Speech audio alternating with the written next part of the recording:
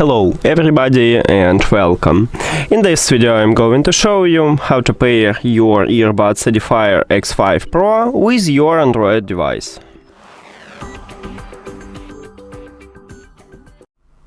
You have to start by open Settings, and after that go to Connected Devices.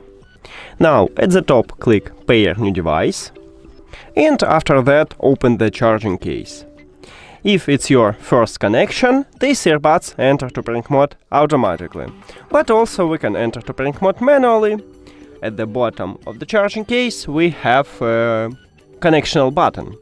You need to press and hold this connectional button until this LED lights start flashing. Here we go, and now we have white and red. So we just enter pairing mode and we can see these earbuds at the device list. You need to tap on it and then click Pair. And we did it! Thank you for watching this video. If you found it helpful, please consider subscribing to the channel and leave the like on the video. See you later!